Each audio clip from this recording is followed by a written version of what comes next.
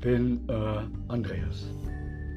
Heute möchte ich mal etwas zu dem Thema Kinder sagen. Dies ist wieder ein sehr spontanes Video. Ich mache all meine Videos ohne Vorbereitung und von daher bin ich immer sehr konzentriert, weil ich versuchen möchte, ohne große Brüche einen logischen Text zu gestalten, sozusagen.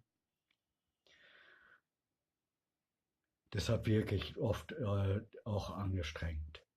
Das ist auch nicht ganz einfach, weil ich selber vorher nicht weiß, was ich sagen werde, sondern das mache ich intuitiv.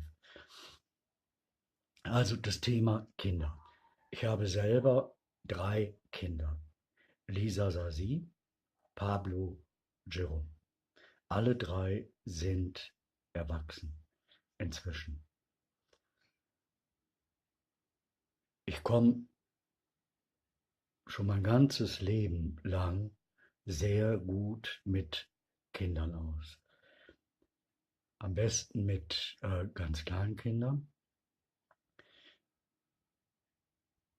weil es eine geistige Ebene zwischen uns gibt. Ich will mal ein Beispiel nennen. Zum Beispiel gerade gestern habe ich es wieder erlebt, dass ich vom Einkauf durch eine Straße gehe und ich sehe von weitem spielende Kinder an einer Garageneinfahrt und schon auf eine große Entfernung winken sie oder sie rufen Hi oder Hallo und ich grüße sie in Gedanken quasi und schaue hin. Und dann bin ich da, komme ich zu ihnen und als ich noch ein bisschen entfernt war, fragte ein Kind, das andere, ist das dann Opa? Und der Junge sagte, nein, das ist Andreas. Und dann kam ich dahin und ein anderes Kind erzählte mir, wir feiern meinen Geburtstag. Dann habe ich diesem Kind gratuliert und gesagt, es ist toll, dass ihr spielt. Und ja, dann habe ich mich verabschiedet, bin gegangen und habe gesagt, ihr wisst ja, die Erwachsenen sind blöd. Und sie schaut mich an und riefen, 3 oder 4 Kinder waren es, ja, sie wissen das. Und das Blödsein, das ist nicht böse gemeint, sondern das ist was die Kinder ja auch merken und fühlen, dass, ja, ich würde schon sagen, die meisten Erwachsenen haben verlernt, Kind zu sein. Und das bedeutet in erster Linie authentisch zu sein. Der sein, der man ist und das zu leben, was man ist. Man lebt das, was in einem ist und man lebt nicht das, was andere sich wünschen, dass man leben soll. Man lebt nicht die Norm, nicht die Regel, nicht die Vorschrift der anderen, denn dann lebt man eigentlich ja nicht wirklich. Das heißt, das kann man sich im Grunde schenken. Das ist vergeudete Lebenszeit, so zu sein, wie andere es wollen, wenn es nicht authentisch ist. Und das ist das Tolle bei den Kindern. Und weil sie authentisch noch sie selber sind, haben sie einen großen geistigen, ein offenes Denken. Das ist ein offener geistiger Raum, den man schon auf 100 Meter Entfernung fühlen kann. Und wenn man selber einen offenen geistigen Raum hat, begegnen sich 2 offene Räume. Und es ist schon ein Dialog da, ohne ein einziges Wort zu sein. Ein Dialog, der einfach nur auf dieser geistigen, spirituellen Ebene beruht. Und das ist super toll. Oder ein anderes Beispiel nenne ich. Ich gehe in einen Supermarkt zum Einkaufen. Da ist ein riesengroßes Foyer. Und an der Seite kommt mir ein Großvater entgegen, der im Kinderwagen seine kleine Enkelin schiebt. Und dieses kleine Mädchen, vielleicht 1, 2 Jahre alt, winkt mir zu. Und ich sage, leise, ich grüße dich, kleiner Engel. Und dann gehen sie an mir vorbei und der Großvater schaut mich ganz kurz an und lächelt. Und ich weiß, er ist auch ein Engel. Ja,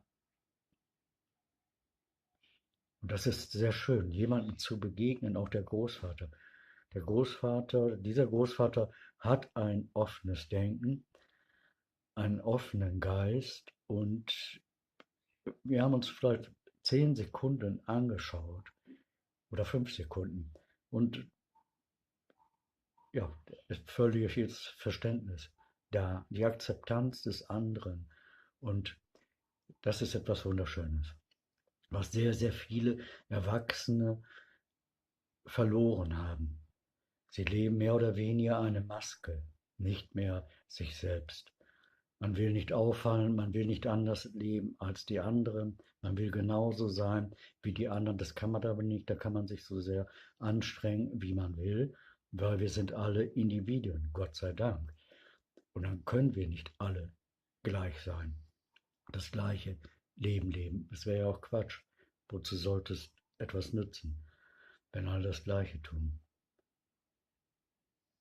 Und ich würde mich freuen, wenn mehr Menschen wieder den Mut haben, so zu sein, wie sie schon als Kind waren. Offen.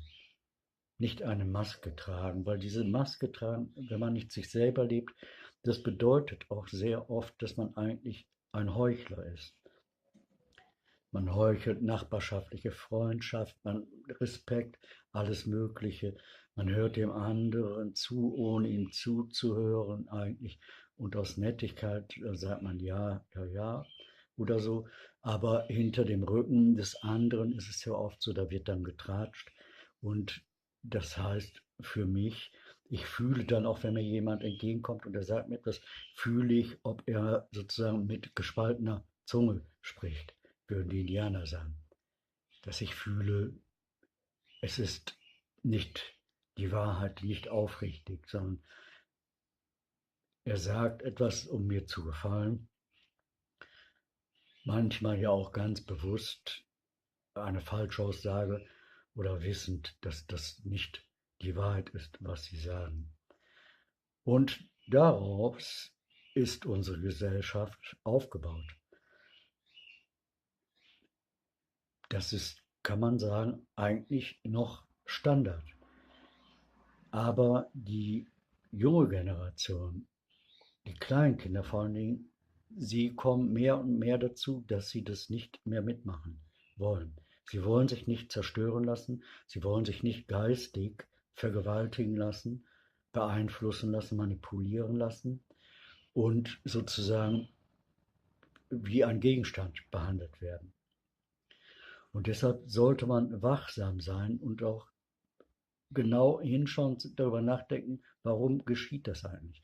In den letzten Wochen oder Monaten habe ich immer öfter gehört, wenn ich auf der Autobahn unterwegs war, weite Strecken gefahren bin, die Durchsage, dass irgendwo Kinder auf der Autobahn spielen oder herumlaufen. Oder andere Durchsagen, dass Kinder Steine von den Brücken werfen auf die Autobahn. Und darüber muss man nachdenken. Man kann nicht immer nur wie doof, was weiß ich, stumpfsinnig dahin leben, sondern das sind alles Signale, die die Kinder geben. Das ist ein Protest auf ihre Art und Weise und eigentlich so deutlich, dass alle aufwachen müssten und sollten mal darüber nachdenken, was ist an unserer Gesellschaft eigentlich krank? Da hat man viel zu tun, aber es ist Zeit, dass man darüber nachdenkt. Und das ist das Schöne bei diesen kleinen Kindern. Und die kleinen Kinder fühlen, dass ich offen bin. Das ist so. Sie fühlen, dass ich offen bin. Sie fühlen, dass Liebe in mir ist. Sie fühlen, dass ich sanft bin, sanftmütig. Ja, das ist so. Und sie vertrauen mir und es ist wunderschön. Und sie lächeln und lachen und ich lache zurück.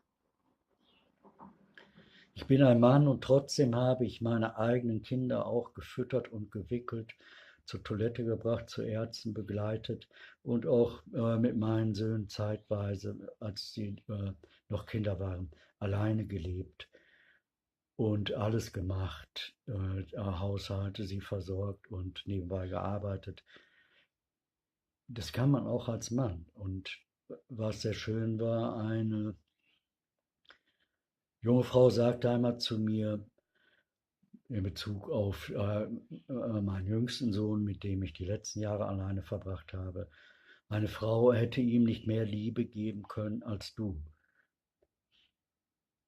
Also das ist ein sehr großes Kompliment. Und Männer brauchen sich nicht zu schämen dafür, wenn sie Liebe ausdrücken oder emotional berührt sind, weil ist auch eine Maske.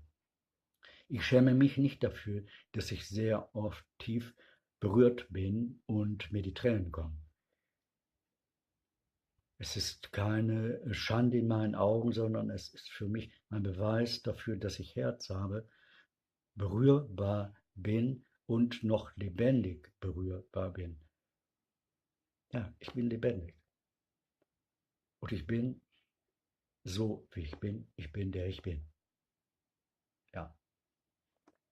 Okay, ich wünsche euch allen mehr, dass ihr wieder mehr Kind sein könnt, wie die Kinder sein könnt.